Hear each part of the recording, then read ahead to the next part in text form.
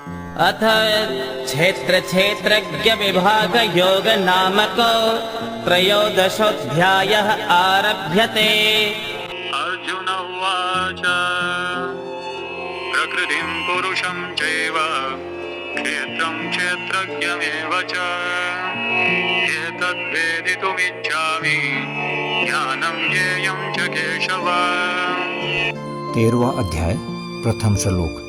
अर्जुन ने कहा, हे केशव, मैं प्रकृति और पुरुष, क्षेत्र और क्षेत्रज्ञ तथा ज्ञान और अज्ञान को जानना चाहता हूँ। श्री भगवानुवाच इदं शरीरं कौन्तेय क्षेत्रमित्यभिधीयते एतद्यो वेत्ति तं प्राहो क्षेत्रज्ञ इति तद्विदः। भगवान श्री कृष्ण ने कहा, हे कौन्तेय, यह शरीर क्षेत्र कहा जाता है और इसको जो जानता है उसे तत्वज्ञ जन क्षेत्रज्ञ कहते हैं। क्षेत्रज्ञं चापि मां विद्धि सर्वक्षेत्रेषु भारत क्षेत्र क्षेत्रज्ञयोर्ज्ञानं यद्ज्ञानं मतं मम। हे अर्जुन, तुम समस्त क्षेत्रों में क्षेत्रज्ञ मुझे ही जानो। क्षेत्र और क्षेत्र का जो ज्ञान है वही वास्तव में ज्ञान है, ऐसा मेरा मत है। तच्छेत्रं यच्च यादृक् च यद्विकारे यतश्च यत् स च यो यत्प्रभावश्च तत्समासेन मे शृणु। वह क्षेत्र जो जैसा है तथा जिन विकारों वाला है और जिस कारण से जो हुआ है तथा वह क्षेत्र जो भी और जिस प्रभाव वाला है वह सब संक्षेप में मुझसे सुन। ऋषिभिर्बहुधा गीतं छन्दोभिर्विविधैः पृथक् ब्रह्मसूत्रपदैश्चैव हेतुमद्भिर्विनिश्चितैः। यह क्षेत्र और क्षेत्रज्ञ का तत्व ऋषियों द्वारा बहुत प्रकार से कहा गया है और विविध वेद मंत्रों द्वारा भी विभाग पूर्वक कहा गया है तथा भली भांति निश्चय किए हुए युक्ति युक्त ब्रह्म सूत्र के पदों द्वारा भी कहा गया है। महाभूतान्यहंकारो बुद्धिरव्यक्तमेव च इन्द्रियाणि दशैकं च पंचचेन्द्रियगोचराः। 5 महाभूत, अहंकार, बुद्धि और मूल प्रकृति भी तथा 10 इंद्रिया, एक मन और 5 इंद्रियों के विषय अर्थात शब्द, स्पर्श, रूप, रस और गंध। इच्छा द्वेष सुखम दुःखम संघातश्चेतना धृतिः एतत् क्षेत्रं समासेन सविकारमुदाहृतम्। इच्छा, द्वेष, सुख, दुख, संघात अर्थात स्थूल देह, चेतना अर्थात अंतःकरण की चेतन वृत्ति तथा घृति, इस प्रकार यह क्षेत्र विकारों के सहित संक्षेप में कहा गया है। अमानित्वम् अदम्भित्वम् अहिंसां क्षान्तिरार्जवम् आचार्योपासनं शौचं स्थैर्यमात्मविनिग्रहः। अर्थात अपने में श्रेष्ठता के भाव का ना होना, दंभित्व अर्थात दिखावटीपन का ना होना, अहिंसा, क्षमा, सरलता, गुरु की सेवा, बाहर भीतर की शुद्धि, स्थिरता और मन का वश में होना। इन्द्रियार्थेषु वैराग्यं मनहंकार एव च जन्म मृत्यु जरा व्याधे दुःख दोषानुदर्शनम्। इस लोक और परलोक के संपूर्ण भोगों में आसक्ति का अभाव और अहंकार का भी अभाव, जन्म, मृत्यु, जरा और रोग आदि में दुख और दोषों का बार बार विचार करना। असक्तिरत्नभिस्वङ्गा पुत्रदारगृहादिषु नित्यं च समचित्तत्वमिष्टानिष्टोपपत्तिषु। पुत्र, स्त्री, घर और धन आदि में आसक्ति का अभाव, ममता का ना होना तथा प्रिय और अप्रिय की प्राप्ति में सदा ही चित्त का सम रहना। मयि चानन्ययोगेन भक्तिरव्यभिचारिणे विविक्तदेशसेवित्वं मरतिर्जन संसदे। मेरे में अनन्य योग के द्वारा अव्यभिचारिणी भक्ति का होना, एकांत स्थान में रहने का स्वभाव होना और जन समुदाय में प्रेम का ना होना। अध्यात्म ज्ञान नित्यत्वं तत्त्वज्ञानार्थ दर्शनम् एतज्ज्ञानमिति प्रोक्तम् अज्ञानं यदतोऽन्यथा। अध्यात्म ज्ञान में नित्यत्व अर्थात स्थिरता तथा तत्व ज्ञान के अर्थ रूप परमात्मा का दर्शन, यह सब तो ज्ञान कहा गया है, और जो इसके विपरीत है वह अज्ञान है। ज्ञेयं यत्तत् प्रवक्ष्यामि यज्ञात्वामृतमश्नुते अनादिमत् परं ब्रह्म न सत्तन्नासदुच्यते। जो जानने योग्य है तथा जिसको जानकर मनुष्य परमा आनंद को प्राप्त होता है, उसको भली भांति कहूँगा। वह अनादि वाला परम ब्रह्म ना सत कहा जाता है ना असत ही। सर्वतः पाणिपादं तत् सर्वतोक्षिशिरोमुखं सर्वतः श्रुतिमल्लोके सर्वमावृत्य तिष्ठते। वह सब ओर हाथ पैर वाला, सब ओर नेत्र सिर और मुख वाला तथा सब ओर कान वाला है, क्योंकि वह संसार में सबको व्याप्त करके स्थित है। सर्वेन्द्रिय गुणाभासं सर्वेन्द्रिय विवर्जितम् असक्तं सर्वभृच्चैव निर्गुणं गुणभोक्तृ च। वह संपूर्ण इंद्रियों के विषय को जानने वाला है, परंतु वास्तव में सब इंद्रियों से रहित है तथा आसक्ति रहित होने पर भी सबका धारण पोषण करने वाला और निर्गुण होने पर भी गुणों को भोगने वाला है। बहिरन्तश्च भूतानाम् अचरं चरमेव च सूक्ष्मत्वात् तत् विज्ञेयं दूरस्थं चान्तिके च तत्। वे परमात्मा संपूर्ण प्राणियों के बाहर भीतर परिपूर्ण है और चर अचर प्राणियों के रूप में भी वो ही है, एवं दूर से दूर तथा नजदीक से नजदीक भी वो ही है। वे अत्यंत सूक्ष्म होने से जानने का विषय नहीं है। अविभक्तं च भूतेषु विभक्तमिव च स्थितं भूतभर्तृ च तज्ज्ञेयं ग्रसिष्णु प्रभविष्णु च। वे परमात्मा स्वयं विभाग रहित होते हुए भी संपूर्ण प्राणियों के विभक्त की तरह स्थित है। वे जानने योग्य परमात्मा ही संपूर्ण प्राणियों को उत्पन्न करने वाले, उनका भरण पोषण करने वाले और संहार करने वाले हैं। ज्योतिषामपि तज्ज्योतिः तमसः परमुच्यते ज्ञानं ज्ञेयं ज्ञानगम्यं हृदि सर्वस्य विष्ठितम्।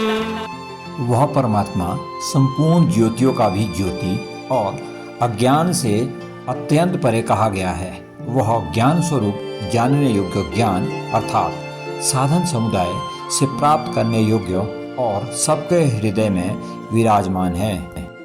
इति क्षेत्रं तथा ज्ञानं ज्ञेयं चोक्तं समासतः मद्भक्ता एतद् विज्ञाय मद्भावायोपपद्यते।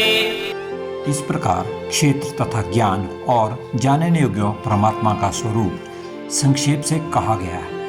मेरा भक्त इसको तत्व से जानकर मेरे स्वरूप को प्राप्त होता है।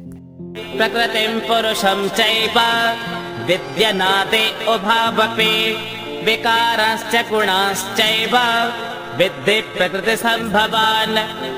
प्रकृति और पुरुष इन दोनों को ही तुम अनादि जानो, और तुम यह भी जानो कि सभी विकार और गुण प्रकृति से ही उत्पन्न हुए हैं। कार्यकरण कर्तृत्वे हेतुः प्रकृतिरुच्यते पुरुषः सुख दुःखानां भोक्तृत्वे हेतुरुच्यते। कार्य और कारण को उत्पन्न करने में हेतु प्रकृति कही जाती है, और पुरुष सुख दुख के भोक्तापन में हेतु कहा जाता है। पुरुषः प्रकृतिस्थो हि भुङ्क्ते प्रकृतिजान् गुणान् कारणं गुणसङ्गोऽस्य सदसद्यो निजन्मसु। प्रकृति में स्थित पुरुष प्रकृति से उत्पन्न गुणों को भोगता है। इन गुणों का संग ही इस पुरुष अर्थात जीव के शुभ और अशुभ योनियों में जन्म लेने का कारण है। उपद्रष्टानुमन्ता च भर्ता भोक्ता महेश्वरः परमात्मेति चाप्युक्तो देहेऽस्मिन् पुरुषः परः। इस देह में स्थित यह आत्मा वास्तव में परमात्मा ही है। वह साक्षी होने से उपद्रष्टा और यथार्थ सम्मति देने वाला होने से अनुमंता, सबका धारण पोषण करने वाला होने से भर्ता, जीव रूप से भोक्ता, ब्रह्मा आदि का भी स्वामी होने से महेश्वर और शुद्ध सच्चिदानंद घन होने से परमात्मा ऐसा कहा गया है। य एवं वेत्ति पुरुषं प्रकृतिं च गुणैः सह सर्वथा वर्तमानोऽपि न स भूयोऽभिजायते। इस प्रकार पुरुष और गुणों से सहित प्रकृति को जो मनुष्य जानता है वह सब प्रकार से रहता हुआ अर्थात व्यवहार करता हुआ भी पुनः नहीं जन्मता है। ध्यानेनात्मनि पश्यन्ते केचिदात्मानमात्मना अन्ये सांख्येन योगेन कर्मयोगेन च परे। कई मनुष्य ध्यान योग के द्वारा, कई सांख्य योग के द्वारा और कई कर्म योग के द्वारा अपने आप से अपने आप में परमात्म तत्व का अनुभव करते हैं। अन्ये त्वेवम् अजानन्ता श्रुत्वा नेभ्य उपासते तेऽपि चाति तरन्येव मृत्युं श्रुतिपरायणाः। परंतु इनसे दूसरे अर्थात जो मंद बुद्धि वाले पुरुष हैं वे इस प्रकार ना जानते हुए दूसरों से अर्थात तत्व के जानने वाले पुरुषों से सुनकर ही तदनुसार उपासना करते हैं और वे श्रवण परायण पुरुष भी मृत्यु रूप संसार सागर को निसंदेह तर जाते हैं। यावत् संजायते किंचित् सत्त्वं स्थावर जंगमं क्षेत्र क्षेत्रज्ञ संयोगात् तद्विद्धि भरतर्षभ। हे अर्जुन, यावन मात्र जितने भी स्थावर जंगम प्राणी उत्पन्न होते हैं उन सबको तू क्षेत्र और क्षेत्रज्ञों के संयोग से ही उत्पन्न जान। समं सर्वेषु भूतेषु तिष्ठन्तं परमेश्वरं विनश्यत्स्व विनश्यन्तं या पश्यति स पश्यति। जो पुरुष नष्ट होते हुए सब चराचर भूतों में परमेश्वर को नाश रहित और संभाव से स्थित देखता है वही यथार्थ देखता है। समं पश्यन् हि सर्वत्र समवस्थितमीश्वरं न हि न्यस्तात्मनात्मानं ततो याति परां गतिम्। क्योंकि जो पुरुष सब में संभाव से स्थित परमेश्वर को समान देखता हुआ अपने द्वारा अपने को नष्ट नहीं करता, इससे वह परम गति को प्राप्त होता है। तृतीयैव च कर्माणि क्रियमाणानि सर्वशः यः पश्यति तथात्मानम् अकर्तारं स पश्यति। और जो पुरुष संपूर्ण कर्मों को सब प्रकार से प्रकृति द्वारा ही किए जाते हुए देखता है और आत्मा को अकर्ता देखता है वही यथार्थ देखता है। यदा भूत पृथक् भावम् एकस्थमनुपश्यते तत एव च विस्तारम् ब्रह्म संपद्यते तथा।